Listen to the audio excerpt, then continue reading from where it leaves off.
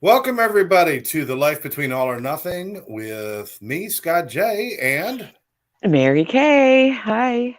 we are with you. We're back. We're both back this week. Um, you got tied up last week, but luckily we had Debbie Bettendorf on. It was Oh, a lot of fun for her. Always great. And if you ever get a chance to catch her podcast, it's called Find It. So if you can find it, please watch it because yeah. it's a great show. We actually had a conversation. She's going to be having Cordy on my child. Oh, Uh, nice. will be on sometime I believe in June or something. So they're working that out now. Beautiful. So Mary's been. We've had 2 weeks. So we've kind of texted on and off, but we've both been like one arm paper hangers. How are you Yeah. doing? I'm I'm okay. I'm okay. It's This show is on overwhelm, and it's something that I'm experiencing right now. I'm overwhelmed with a lot of things, and definitely want to share with our audience the kinds of things that I'm doing that I think are working, as well as how we can cut ourselves a little slack with all the demands that we have upon us these days. So I'm doing okay. How are you doing? I'm doing great. Sandy Mom says hi, Scott and Mary. Sandy Mom, hi. um, I think overwhelmed is a state that we all exist in one way or another. If you're working, you have kids or a family. If you've got a house to take care of, um, a sick pet. I mean, we've all fallen into that kind of overwhelmed arena at times. So I think it's good that we could talk about this, and we're going to invite everybody as we're talking tonight. Please, type in and share on whether you're Yeah. on YouTube or LinkedIn or Facebook. Go ahead and type in your comments, and we'll see them and try to respond to everybody. Yeah. But I have been doing good. But much like you, I've been kind of buried in a lot of work stuff, and then when I get my time off, I kind of like I kind of like lay around. It's like Mhm. I'm kind of like, okay, I'm drained. But I did go out last week. I went out Friday night with a bunch of friends. My good friend Debbie Climate, and then there was Alex was there, and Tammy was there, and we got to go see Gary, my friend Gary, his new band called the Top Petty Band, Nice. which is a Tom Petty tribute band, and it was Yeah. just awesome. We had a great time. Beautiful. Ate nachos, drank iced tea, and just watched music. And it was outdoors, and it was a nice, comfortable Oh, 80, nice. 85 degrees at night. So I know. Yes, I keep forgetting you're in Florida and you have nice weather. Yeah, yeah. Well, we're in summer right now because Wow. because we have like three seasons. We have spring and fall, which happens during the winter because we don't have a winter. Yeah. And then we have summer, which happens in the spring and fall. And then during the real summer, we call it hell. That's what we Yeah. call it. Yeah, Yeah, it's hot. it's hotter than hell. Well, But yeah, yeah, we've had so some yeah, so I craziness needed here. that. I needed that to decompress, spend time with friends, and do that kind of thing. And Yeah. that was really important to me. But you were just saying your weather there. Yeah, our weather here has just been very strange. I was looking at some pictures on Facebook from last year at this time. You know how Facebook sends you memories from Yeah, whatever, yeah. from this day last year, and I had all my planters done and flowers. And this year, like, I mean, I had frost on my car a couple of days ago. Oh, So jeez. no one's done any of that, and my lawn is already growing, which I guess is a good thing. Yeah, Um, but yeah. it's been so wet. We've had rain all week, and it's been very, very gloomy and gray. And I think that's for me, that adds to my mood, right? It When do- it's it yeah, does. It does. There is such a thing as seasonal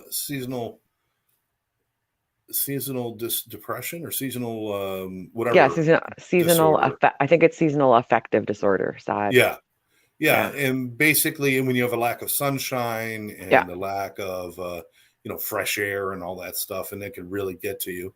Of course, I grew up in Syracuse, New York, which yeah. that's people who are allergic to sunlight would move to Yeah. Syracuse. Yeah, we had our summertime. It was the best thing, but if you overslept, you missed it because it's only about one day in August, and that's Oh what my God. time is there. Hey, we got Chris Roush saying, "Hey kids, Hi, Christopher. Christopher, I'm older than you, my friend. I'm older than him too, so he's my little brother. Great to see you both." And he's saying, "Waiting for a call to show up, but glad to catch you both for a few." Okay, he's waiting for a Oh, call, he's so waiting for he'll be something. with us for a few minutes. All Yeah, right, love yeah, you Chris, too. Love you too, Christopher. love you, brother. Keep up the good work. And Hmm. he says, "I'll be 28 next year." Thank you. I celebrated the second anniversary of being 28 this year. Okay, Oh yeah. so oh, good Lord. Oh boy.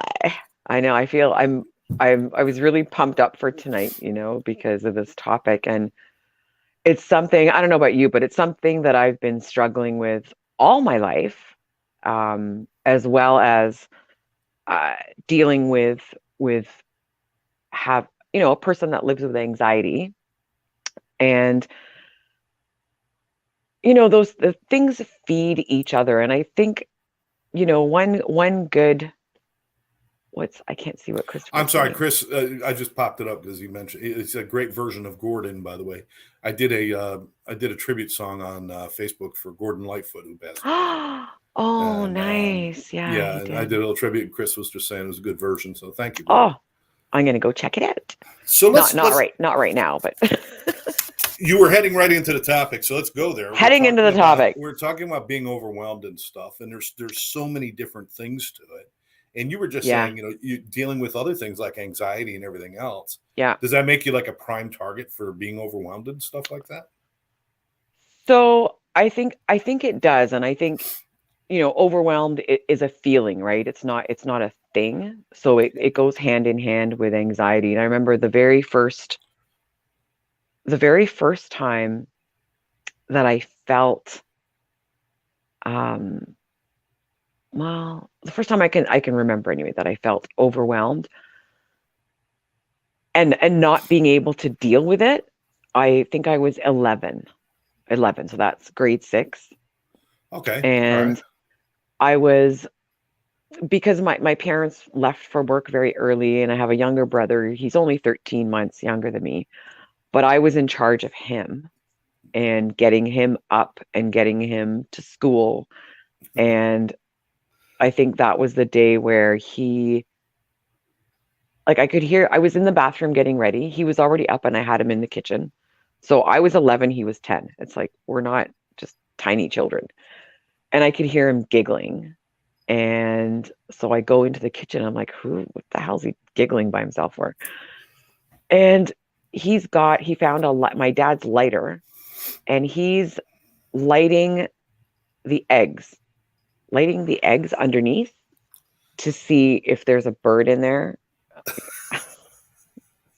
This is the kind of shit I had to deal with at 11 years old. So not only that, I'm looking at all the, what do you call them, the electrical receptacles on the wall Yeah. around the kitchen, and they've all got these black soot marks. Oh boy, that's not And good. I'm like, Gus, like, what's that all about? He says, oh, I was sticking a paper clip in them to see if they would spark. Oh my. And they Yeah. did. And I'm thinking, oh, this is crazy. This kid's going to get electrocuted or I got to fried ask or, right now: is your brother still alive today? yeah.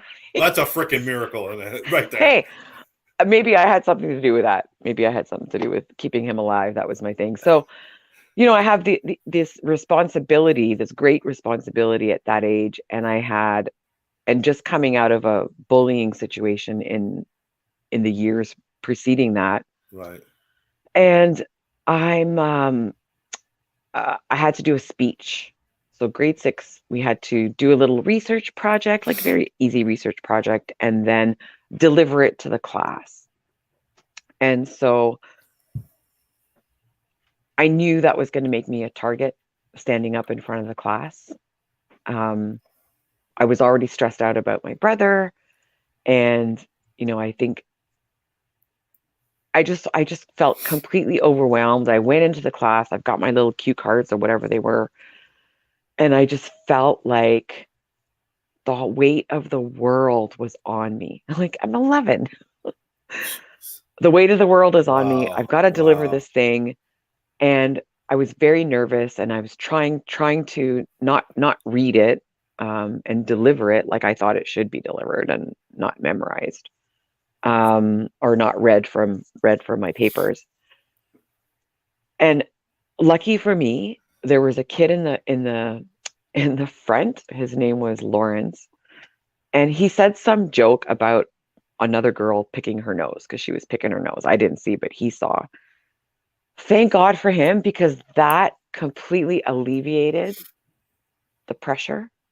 It alleviated my anxiety, and I was able to finish after the class stopped laughing, right? They weren't laughing at me, they were laughing at his joke. Um, and it was great. And I think that's the first time I remember feeling anxious and being overwhelmed. And then that feeling became rather familiar to me because I would Right. take on a lot of things. So, if I was whatever the maximum course load was that I could take in university, I would take it, Right. right? Why? Yeah. And Yeah. a lot of it was feeling the need to prove myself and feeling the need for approval from others, my parents, cultural. I think cultural programming is a lot of it that lets me get to the point where I take on so much that there's no way around overwhelm. There's no way around Wow. it. I just take on so much because I feel I need to. Maybe there's a little bit of martyr, um, uh, seeking in there or something. Yeah. Yeah. And yeah, learning to deal with it. Do you remember like what's the earliest time in your life, Scott, that you felt overwhelmed that you can think of and you want to share?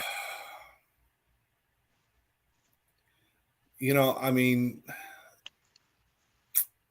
it's a difficult question because my memory of my childhood is very shattered, and Mm, much of it had to do with my years of drinking that I've lost some recall of yeah. things. There's a lot of people that can tell you about first grade and second grade and fifth grade and all that. I really can't remember much of school at all, Wow. except for maybe the last 2 years of high school. I know I went to a lot of schools. I have like kind of vague memories. I have moment pictures that I have of my life. But I don't Hmm. remember who my best friends were, who my teachers were. I don't remember any of that stuff. Yeah. But I will tell you this: that I was always stressed. I was always stressed. I had an incident with my little brother too, but uh, he was he was with my little sister who was smaller than him, and they were upstairs. I was supposed to be watching them, and I was downstairs, and I heard like noise, and they're playing, and then all of a sudden it got silent. And whenever it gets silent, that's scary. So I went upstairs to see what's going on, and here they are. They're standing. This is a three-story house. They were on the second floor, standing on a roof. Oh. Okay, in a wintertime. And there's my brother. He's got my little sister wearing a pair of big fuzzy slippers and holding an umbrella, and he's trying to tell her if she jumps, she'll float down. And the Oh worst my God. part is, I really wanted to see if it would work. Yeah. I really wanted to. There was such a part of me that just says, yeah, it might. But Oh my then I had God. to stop him. But you know what? I've always been here's where I've been. I've always been reserved from sharing how I feel about things and my emotions Hmm. because I'm very emotional. I'm a very emotional person, but I from a very young age I felt people didn't want to hear my emotions, and I don't know Mm, if that was something that was created because of me or possible incidents. I know there was times with my father when we, before we grew into our friendship and in the relationship we have now, but back when I was young, he's like, just suck it up, be a man, that kind of stuff. Um, but and me always like I got to be the guy who's okay. I got to be the guy who holds everything together. hmm. And I just kind of assumed that role. But I took myself so emotionally out of myself that I really didn't suffer from it as much as I just didn't live. Mm, I was very, very empty for a long time. I think that's why alcohol became so important to me, because it actually fulfilled something. It gave me a personality that I wanted to be, which was bold Mm. and loud and over the top, because I've never been. I mean, Wow.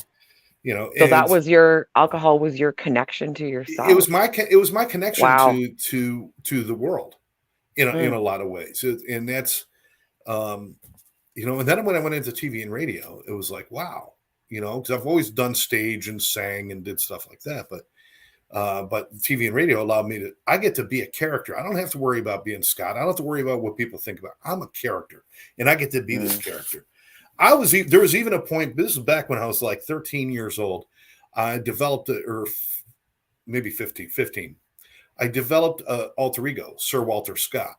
Mm. And now this is back 15, so this was back 40 years ago. I actually have business cards printed with Sir Walter Scott and my phone number on it. And I'd hand them out to people. And it was Oh my like, God. I was so busy trying to be something else, that I never just got down to being me. So I think I avoided a lot of those kind of things because I was never really present. I was just the Mm. chameleon. I'd walk in, and the funny thing is that I think that's why I developed this thing where give me a room full of people, give me a TV camera, give me a stage, and I am so comfortable because then I get to play a part. And I've spoken in front of 500 people. I've spoken in front Yeah. of 35,000 people. I've done that. I've done the TV. I've done the radio. Not a problem. Sit me down and talk to somebody one-on-one. I get very, very uncomfortable, or at least I used to, because then it's just you. And Yeah. I didn't have the toolbox to be just Yeah. me. So that's kind of where I was, and being overwhelmed didn't really hit me until I started to try to get start to feel about what I was feeling, and realize that this frenetic kind of energy, this stressful energy that I had, isn't a positive thing. It's not a good thing. It's kind of eating me up Frenetic. inside. Yeah. Overdoing it all the time. Same thing. Overdoing it. Yeah. I was going to college with a wife and a child and another child on the way, and I'm going to college full time during the day, working full time at night. Wow. So when I wake up Thursday morning, I would go to the university. I go from the university to my job. I work all night, then go back to the university, go all day Friday, then go back to my job, go all night Friday night, and not sleep again until Saturday. Wow. And I had nothing but go juice, coffee to keep me going. And it was not a good experience. It was not a good experience. I had a breakdown to a point where I actually stormed out of a class and quit the class. Wow. I had I had a 3.9 something GPA. I had everything going for me, and I basically walked off college and said, screw you all, because I just lost it. I became kind of a little bit insane there for a while. But Yeah, and you get to a breaking point, right? I think yeah, if you keep piling things onto yourself, or keep thinking that all of these things are your responsibility and that they have to be done perfectly, and maybe we'll get to perfectionism have to be done perfectly and right shortly. now. Perfectly Right and now. right now. Not like I It's could say there's a lot to do, but let me break it up into chunks that make sense. We're trying to shove the whole T-bone in our mouth instead of slicing off little pieces and chewing. yeah. So that's kind of like another thing that adds to it. Being overwhelmed, you mentioned a moment ago, it's not really a thing as much as the feeling and everything else. Mhm. But it is every time, absolutely, without a doubt, self-created. Being Self-created, overwhelmed yeah. is self-created, because we Yeah. only assign to ourselves what we choose to. Your boss could tell you all day, do this, do this, do this. You either accept it or you don't. But Yeah. when you pull it all in, and then you become, if I think it's unreasonable, it can't be done, I'm like, I'll give it my best shot, but I'm not that stressed about it. But if I still Yeah. believe in my head, I should be able to do all of this, I should be able to be perfect and be on time and do all of this stuff, I create that overwhelmed feeling. Does that Yeah. make sense? That makes sense, and that's a really good point. Going back to you said the words I should be able to do Yeah. this. And sometimes we think that there's judgment. So if you're going to choose to say no, I can't do this, or I don't have time to do this, or can I get to this, 2 days from now or something, that there's going to be some judgment. And Right. maybe there will, but why is that my problem? Like, why do we make that our problem of what that person is going to think of us? The story that we tell ourselves in our head. Right. I think there's a And whole then that, combination of things that add to that. I mean, if you're still basing your self-worth on how people view you or what they think of you, then you're going to be overwhelmed all the time, because it is impossible for us to make somebody think something that they're not going to think. And it just becomes this big circle jerk of, I keep doing the same thing over and over and over again, yeah, and I'm not gaining any ground. I'm not going anywhere, and you become overwhelmed. So yeah, that's on a really, that was a hamster good wheel. point, that if we're thinking about, if they don't like me, then I'm not likable. If they don't appreciate me, then I'm no good. And if I don't do this job for them, then I'm less than. And that's part of the problem with how we have Yeah, set ourselves up to be overwhelmed. yeah, how we set ourselves up, and that's a good um a good segue into us being in control of the things that we assign ourselves. Because I know, and you're a single man, I'm a single woman, so I know, I talk to people that are married or have a partner living together, and they might complain that, oh, my husband didn't wash the dishes last night, and I'm so pissed off that I have to do it. And I'm thinking, oh my God, from soup to nuts, right? Yeah. Everything that a couple would do, I'm doing by myself, right? Um, and sometimes people don't realize, a lot of people, I think that single people have more time because they're not in a relationship. And I think, I don't quite buy that, because my time is taken up by things that if I had a partner, they might be done by the partner, right? Right. There might be Yeah. a division of labor. When you're single, there is no division. You have to choose and prioritize the things that you want to do. So I know, like right now, there's paw prints on my kitchen floor from Ranger this morning, from when he came in. And that's because, you know what? I didn't have time to clean the floor because I was working. Yeah. Yeah. And that's okay with me now. Before, so say 10 years ago, that would have been eating away at me. Like, why Right. am I not? I need to clean the floor. I can't leave the house with the floor looking like that. And what if somebody came over? Like, things Yeah. that I know. I you make know. up stories in your head. It's funny. Um, Sandy's saying trying to be perfect is overwhelming. Thinking we can be perfect is so totally unrealistic. yeah, unrealistic. And And our buddy Justin is saying hi. Geo, our man hi, Geo, is saying hi. Hi, Geo. Geo. Love you, brother. And so I think Sandy Mom brings up a good point with being realistic. So being realistic with the things that are on your to-do list for today. And maybe you have a to-do list that's, 60 things long. Well, prioritize. Pick Yeah. what's realistic for you to complete today.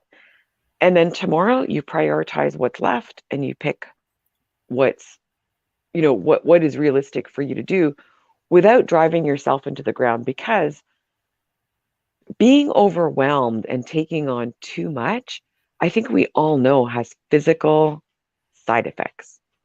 Right. And not just side effects. I mean, it can actually cause physical illness. And you know what? As I'm saying that, I have a book right here by my friend Michael Levitt. It's called Burnout Proof. I don't know if you can see it there. Got it. Good Burnout shot. Proof.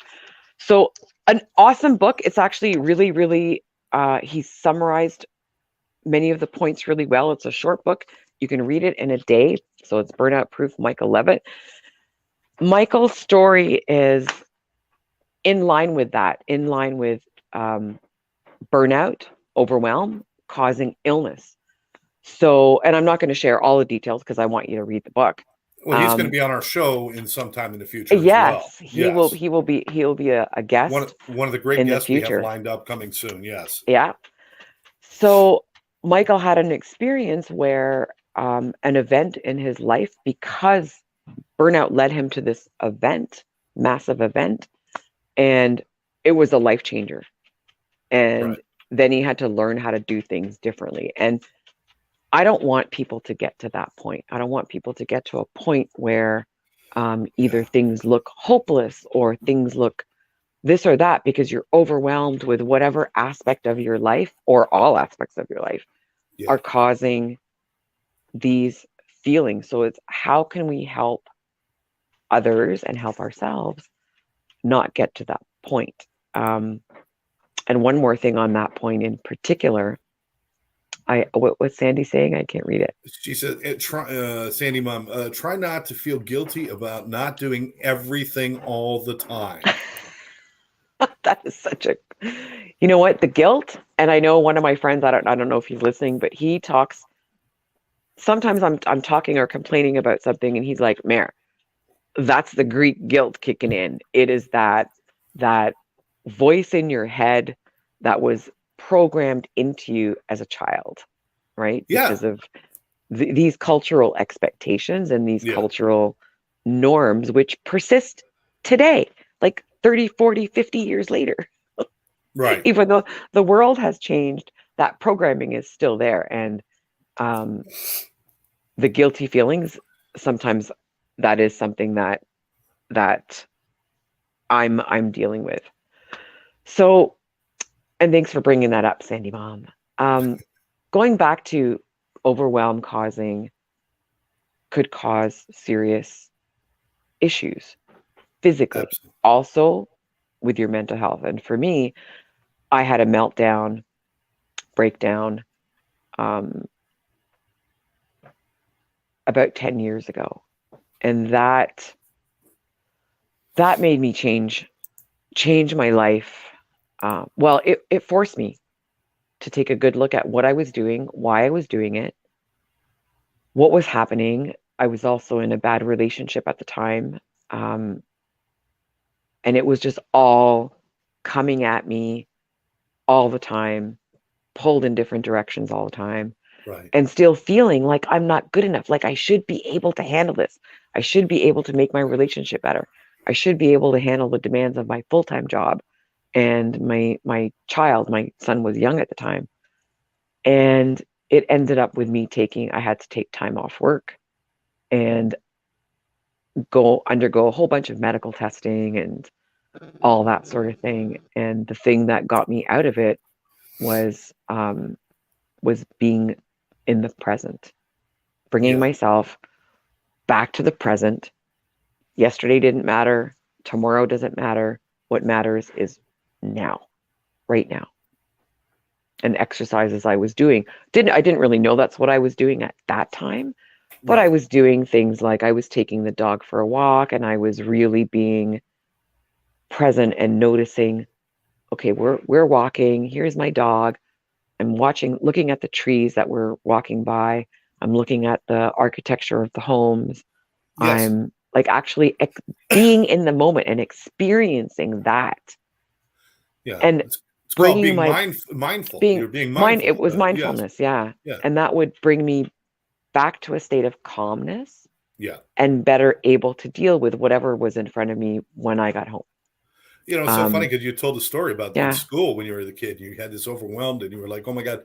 And then, thank God for that kid Booger, whatever his name was. Yeah. Lawrence. Thank God Booger made the joke because that de-escalation for you for that moment just broke the pattern just enough for you to say, okay, let's just do it.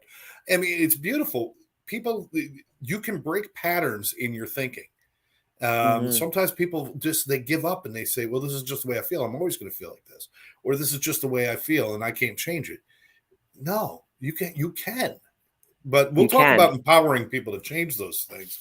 I want to mention Yeah. a few things, Mary, because while you were talking, there are real symptomologies of being overwhelmed, and overwhelmed can be described in many different ways.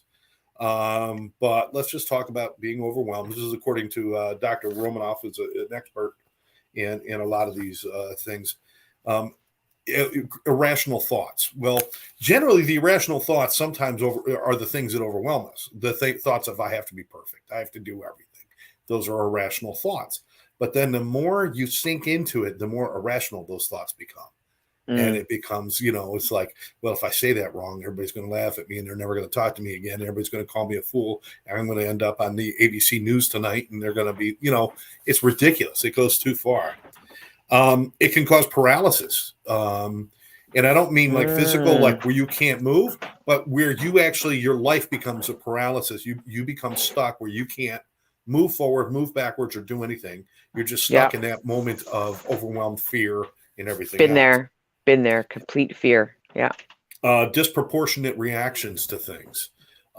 We start to overreact or underreact. We become either hypersensitive or we withdraw so much that we don't feel anything, which is a lot of what I did when I was younger. Is I withdrew enough and painted I'm a cool guy, I'm good, I got everything under control, when none of it was true. It was all wrong. Yeah. We withdraw. It creates pessimism. Certainly can create mood swings and mood changes when you become overwhelmed. Cognitive fatigue. It becomes very difficult to learn and or perform cognitive functions when you're overwhelmed, because that part of your brain that just wants to say 2 + 2 is 4, you get the overwhelmed part of you is like 2 plus. Who cares what 2 + 2 is? Everything sucks. And then It's finally, engaged. Yeah. Sorry. Go ahead. Finally, there are physical effects. Difficulty breathing, rapid heart rate, dizziness, fatigue, headaches, cramps, upset stomach, general malaise or aches and pains. This becomes a real physical condition. And it does. Somebody with high stress levels or high levels of being overwhelmed, which is stress, high stress levels are more likely to have heart attacks and heart disease, and heart failure, and things like that. It's a given. When somebody has asthma and they already have a difficulty getting enough oxygen into them, the first thing they have to do, they have to learn how to calm themselves, because the more upset they get, the more impossible it is to draw in air. And even if you're a normal person with normal lungs, you find yourself, when you become overwhelmed, is you're not oxygenating. You're not getting enough oxygen to you, because you're cutting your breath short, right? You're almost panting. So those are, I just wanted to kind of point that out, that, when we're saying overwhelmed, listen, you could talk about anxiety, you could talk about stress, you could talk about, you can mention 1,000 different things. It all falls under this category. I just want to make sure everybody understands that. Yeah. And I'm going to tell you right now, we're going to get to it in a few minutes, but you can do something about it. You don't have to sit in it. It's not always what you want to hear when you're in it. It's like, well, why don't you just get yourself out of it? And it's like, screw you. Get over it. Get over. Yeah. Yeah. Well, it's funny because last week because I'm on that path again, the overwhelmed path, and I know it, and I can recognize it. And so I'm trying to make sure I don't get to that extreme extent. So somebody asked me how I was, and I said, you know what? I am overwhelmed and I'm over it. Like that was my response. I'm over it. And just bringing that funny, lighthearted thing to it immediately sort of de-escalated myself. And I know de-escalation is a part of you in your work when you're de-escalating a situation in order to help someone get into a recovery situation. And you brought something up when you were reading those points about overwhelm. If you're constantly in this state of fear or the fight or flight stuff going on, and you're that part of, like, that's the part of your brain that's being lit up, then the other part that has, and I can't remember what the other part is called, the other part that has the cognitive functions is not engaged, because all the energy is going to the fight or flight part of your brain, which thinks that it needs to keep you alive, and thinking sometimes, or the cognitive gymnastics isn't part of that keeping you alive. And that reminds me of energy. So I know when I get fully overwhelmed with things, by the end of the day, well, even before the end of the day, my energy is so depleted that I do feel kind of paralyzed. and I Right. might just go and flop on the couch or sit on the couch, and I fall asleep until the next morning.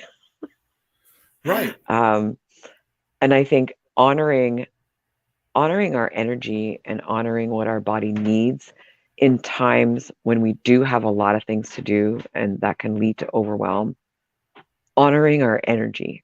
Yes. Um, so how do we do that?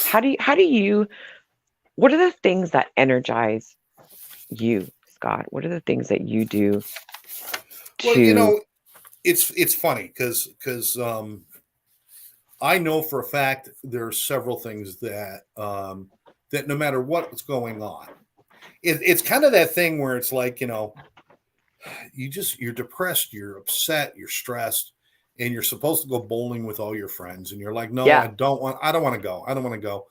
But what you know is through your own experiential evidence, even if you go in a pissed off mood, by the time you get to the second frame, you're laughing and you're joking and you get out of it. We all have experiential evidence that when something happens, just like the booger thing in your with the school, the joke, it's like it broke it. I laughed. I felt better. Laughing creates oxygen. Laughing creates energy. Laughing connects me with all the people in the room, and Yeah. now I feel better. So we all have those experiences, but when we're stuck in it, everything we know goes out the freaking window.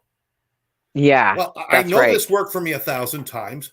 I know for a fact that when I'm in a depression, the best thing I could do is go hang out with my friends and listen to music or do something like Yep. that, or go sit at the beach and just, drink a cup of coffee on the beach, sitting in a chair watching people and listening to the waves and smelling the water. I know that makes me feel wonderful. But every time I get in a depressed mood, the depression or the overwhelmed or the stress will override all of my experiential evidence and say, but this is different and you're miserable. And now I try to laugh at myself now. You talked about Yep. de-escalating. Yep. De-escalating other people is entirely different from de-escalating yourself. Yeah. De-escalation of self forces you to do something that nobody practices. Well, I shouldn't say nobody. Many people don't practice and many people have no experience with, which is adopting perspective. Mm. Let go of what you see, let go of what you think, let go of what your brain is telling you and your experience is telling you, and step outside of it and see it from another angle, see it from Yeah. something else. When when I'm going to work and I see somebody, um, or anytime I'm out somewhere and I see somebody in the supermarket. This is a good example. I saw this the other day in this supermarket in Winn-Dixie. Somebody got into a big argument with somebody. Oh, Big wow. argument with somebody, and they were arguing over something stupid. I think it was the price of like bread or something like that. But it was a dumb argument. Racial slurs were thrown. Oh my God. It was just the nastiest, awful thing. And I watched this person walk out who was arguing over the price of bread.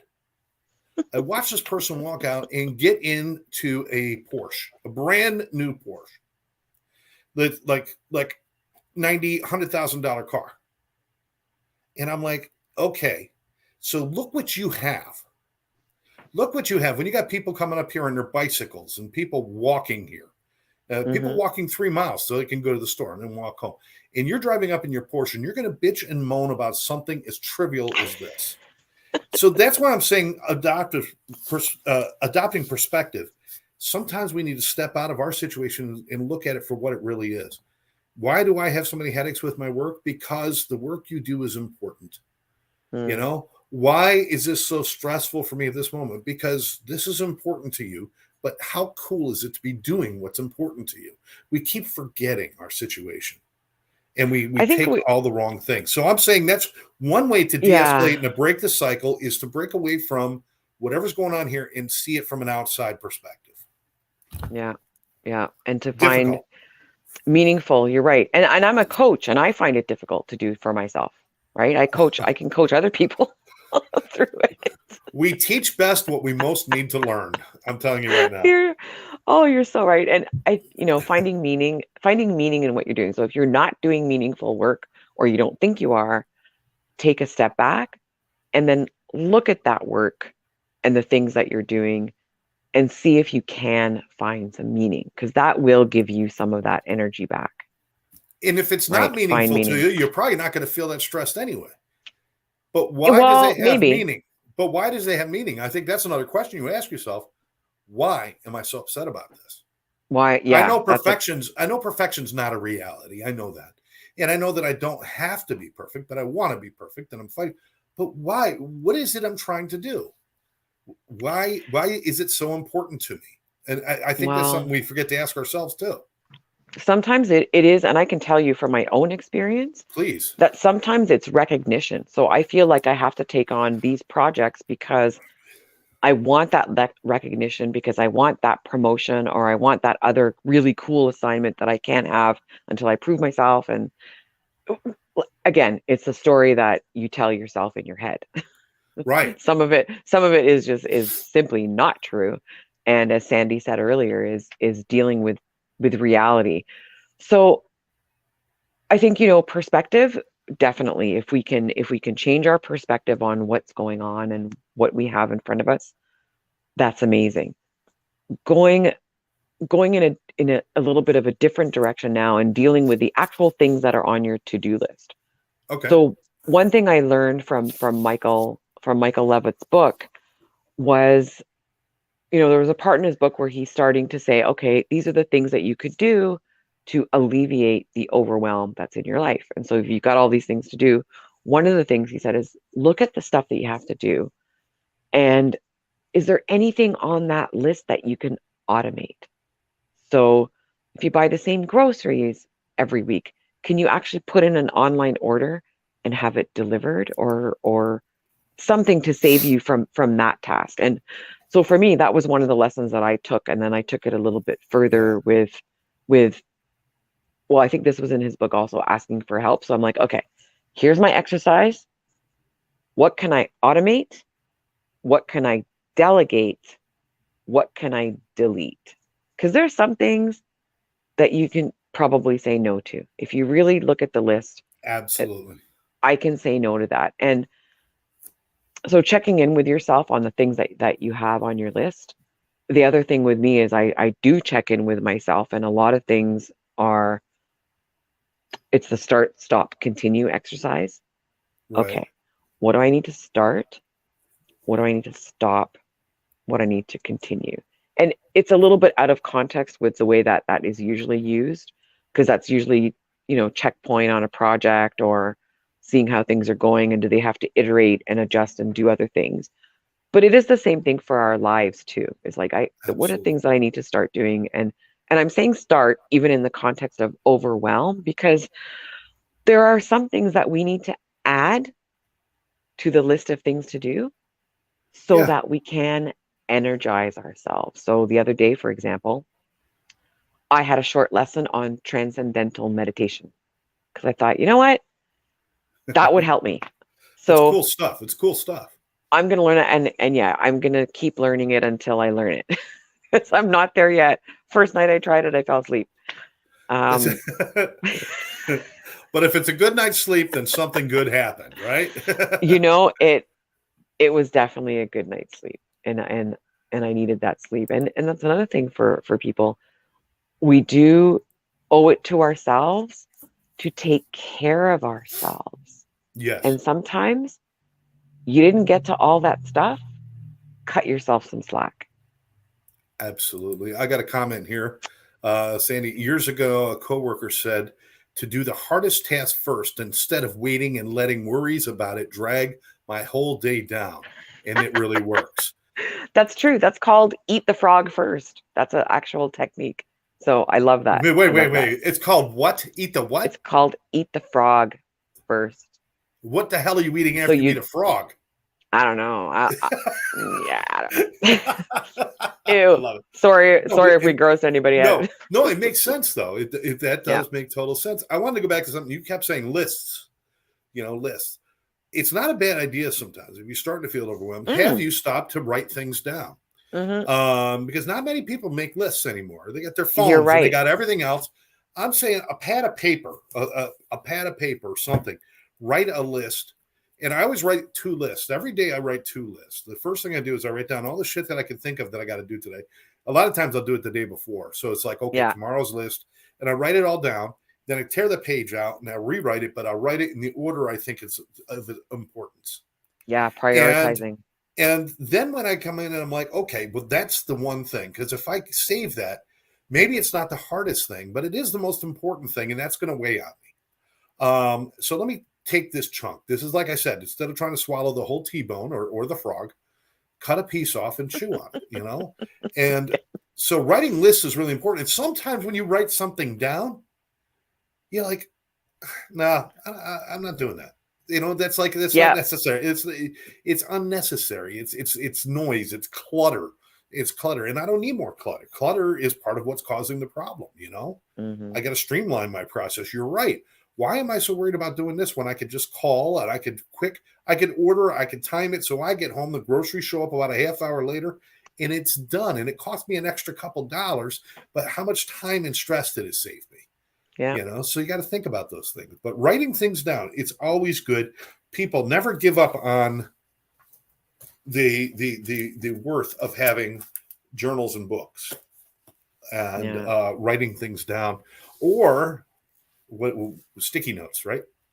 Oh, I love I love sticky notes, and so sticky notes. Don't they help you to keep yourself organized, though? Don't they? So they help to keep me organized, and then I can always reorder them. Yes, I can reorder them on my kitchen cabinets. I love doing it. We video chatted from your kitchen. I've been here, and I'm like, okay. I saw them on the fridge. I saw them on the sliding glass door. I saw them on the cabinets. I'm like, is there any place you don't have them? No, because I even have them in my bathroom too. That's fantastic. Yeah, my bathroom mirror.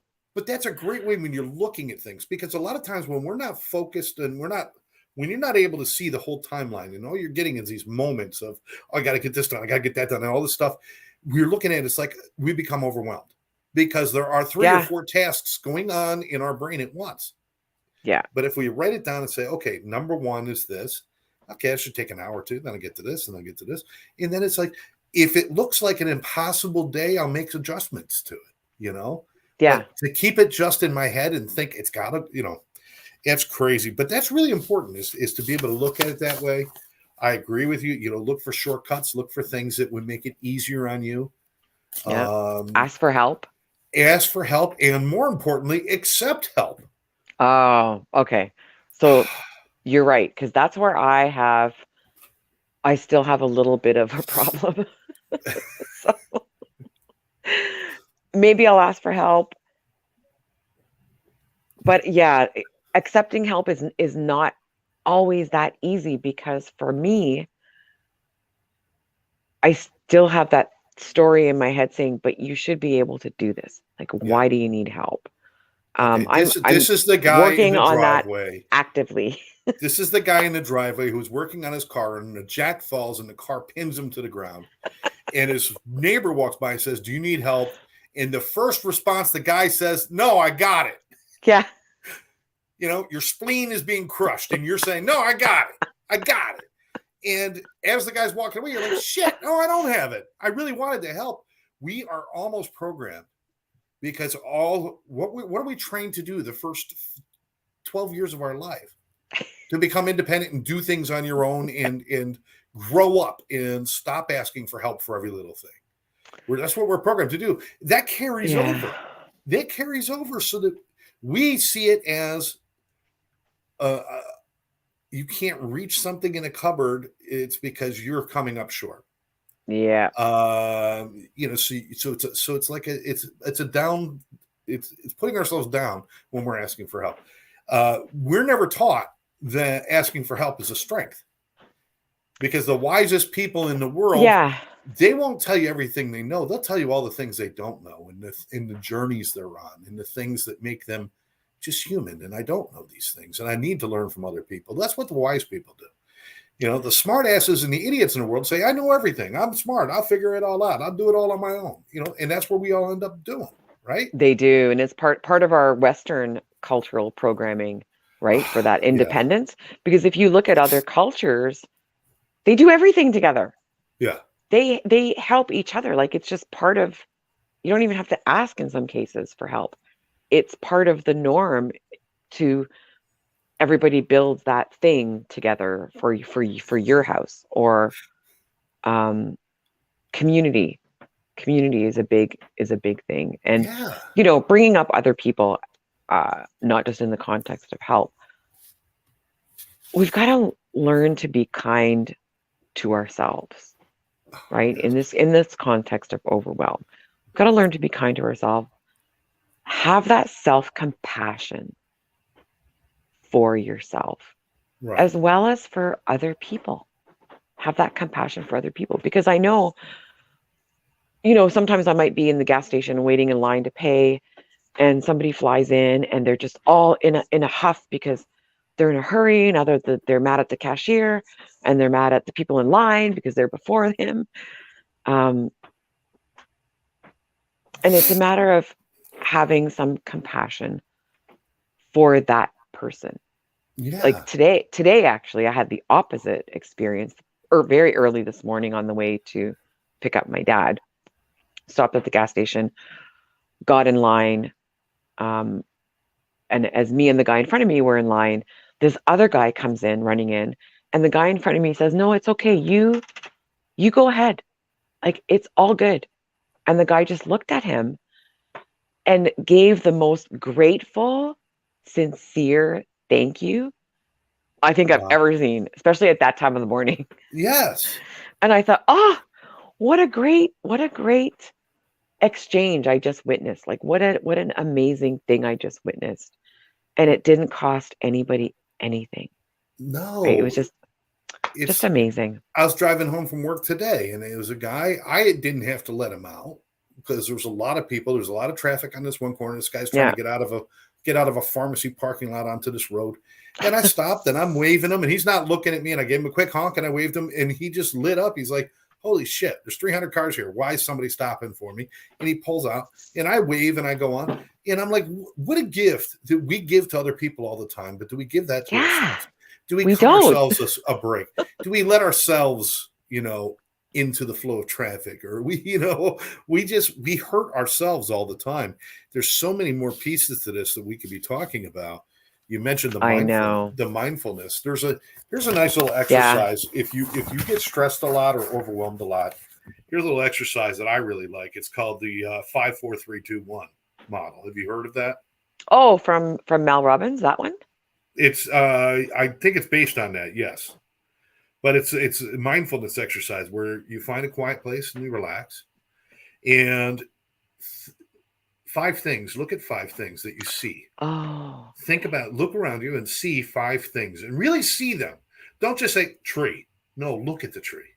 Yeah. Don't just say sky. Look at the sky. 5 things. Okay. Then 4 things you could touch or feel.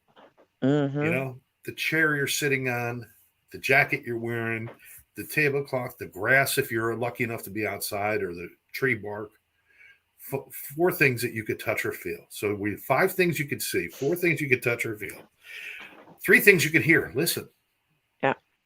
Listen to 3 different sounds, 3 different things. Could be a car engine. It could be a bird. It could be Ranger upstairs barking. It could be anything. 2 things you can smell. Now that's not always available, but if you think about, I think we smell things all day long. We just kind of block it out. We do, yeah. So, even just, your own shirt, the cologne I'm wearing, and, ooh, that's nice. Maybe not after a workout. Well, you know what? Smell your sweat. Go for it. Smell your sweat. And then one thing you can taste, if it's possible. I always, if you're outside, put a blade of grass in your mouth. Don't eat grass. It's not healthy. Make sure it's probably not on a pesticide-filled lawn or something. And you don't have an allergy. Yeah. Don't make sure it's not poison oak or poison ivy, because that becomes a whole different experience, and you won't be stressed anymore. You'll be dead. But take a piece of grass, put a piece of gum, anything. Yeah. Anything you could taste, even a good glass of water. Have you sat and just taken a sip of water and really tasted the water? Does water have a taste? Yes, it does. But we ignore it because it's just water. Yeah. It's not exciting for us.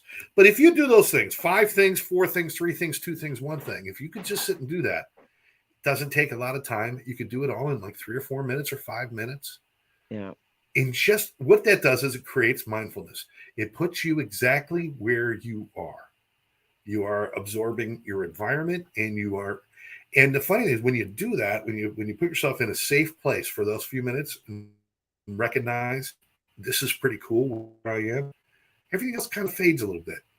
It's like spring cleaning, Yeah. you know. You Diffuse. clear out Yeah. everything in the brain, and then when it comes back in, rearrange it, organize it how you want it. And if the ottoman's ugly, don't even let the ottoman back in your brain.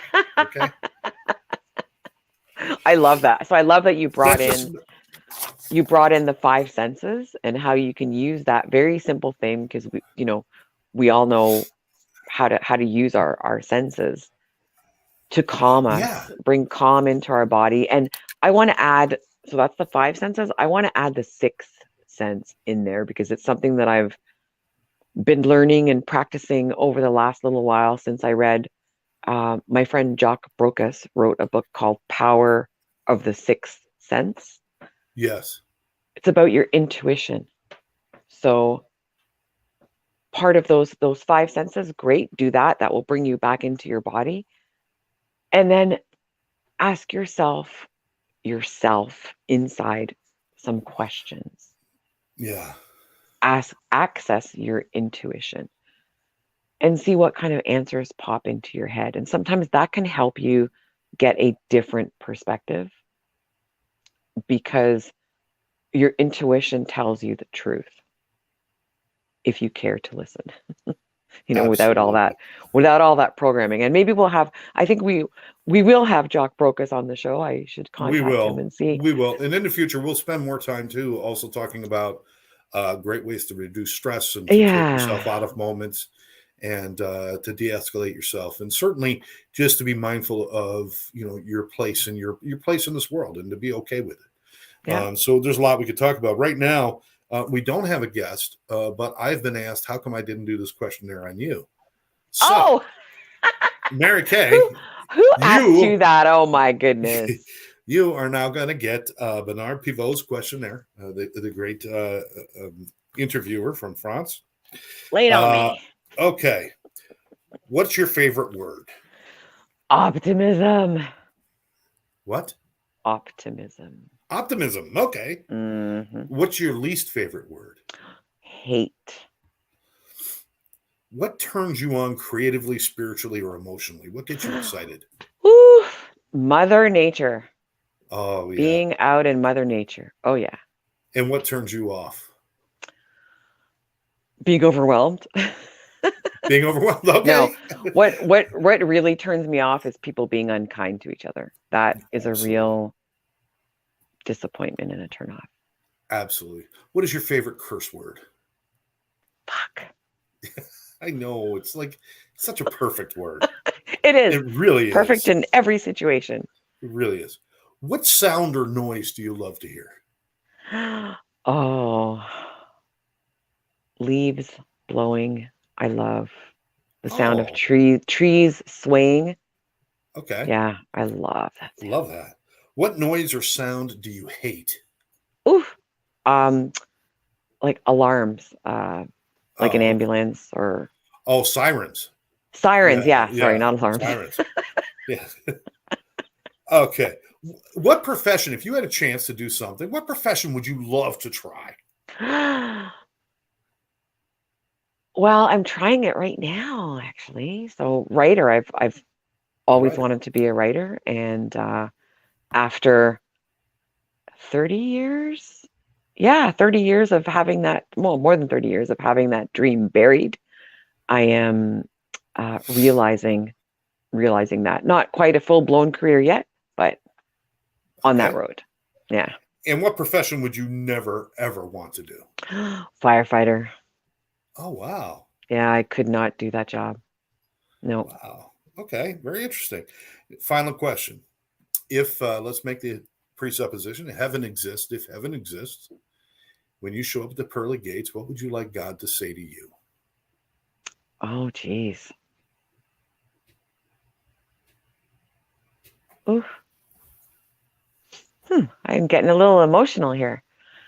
I would like God to say to me that he's proud of how I handled my life. Oh. Yeah. I And love welcome. welcome. Welcome to the team. Welcome to the team. Your reservation for dinner is ready. Business class, please. Your reservation's ready. Dinner, come on in. Elvis and Jim Morrison are performing tonight. That's what I Oh my God. Yeah, that was. I'd love it. I'm gonna have to do those with you one day. Yeah, one day we'll do that. Send them Certainly. We've blown through an hour. I think Wow. I want to thank people for tuning in. We've had people coming in and out as well. And so those of you who commented, those who would just listen in, we thank you for your attention and for joining us on this evening. Being overwhelmed isn't something to be afraid of. It's something to be, because it can be dealt with. It's hard to stop it before it happens because sometimes we don't realize we're taking on too much. But when you do start to feel it, there are things you can do. You can take care of yourself. Just don't get stuck. And that's the big message we want always during our show. Don't get stuck. If you're stuck in being overwhelmed or stuck in being anxious and stuck in all those things, don't stay stuck. There's always answers out there. There's always something. Yeah, and talk to someone. Talk to someone. Please, yes. I wouldn't want anybody to get to the point that they feel that it's hopeless, that they just can't get themselves out from this pile of stuff, crap, whatever. There's always a way. There's always a way. And before we finish our wrap up, I had an experience last weekend. I think it was on the Saturday. I can't remember what day it was, but I decided that I was going to go and walk in a graveyard.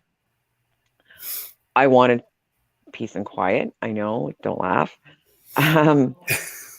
Walking through this graveyard and reading the headstones and some of the messages that were on those headstones. And I didn't see any job titles on those headstones. That's right. Except for a few people that had served in the military, and they might have had their battalion or something on there. Yeah. With that exception, nothing else had job titles on it. Nothing else. I mean, everything was, until we meet again, or I miss your light, or, things that your loved ones are going to put on your tombstone. It's not going to be your job title. So that's right. If your work is something that is the culprit of that overwhelm, I just encourage you to rethink where you are and live your life now. Steal some moments in your day where you can be kind to yourself, because as the context, the theme of our show is the life between all or nothing. Life is lived in between those accomplishments. Life is lived in the transitions, like the stuff that you're doing on a day-to-day. This is where life is happening. It's not in that way off accomplishment that you're killing yourself to get to. So I just wanted That's such a great point. I love that. I love that. I'd like to walk through cemeteries too, but they're so crowded. People are dying to get in. People are dying to get in those places. I knew that was coming. I knew it. Here lies the body of Martha Kent, kicked up her heels and away she went. There we go. All right. I want to thank everybody for joining us. It's been great. We'll keep these conversations going. Please reach out if you have an idea for a conversation or you'd like to be a guest on the show. Reach out to either myself or Mary Kay at our Facebook pages. And certainly we're easy to find. And with that, final thought? Final thoughts? Yeah. Whatever is going on in your life, get curious and get clear. Clarity is number one. There you go. And remember, we love you. Day, thanks for joining. Every day, folks, 2 things good for yourself, one thing good for somebody else, and you'll always have a good day. Take care of you. All right. Thanks for joining us right here on The Life Between All or Nothing with Scott J and Mary Kay. Everyone have a great evening.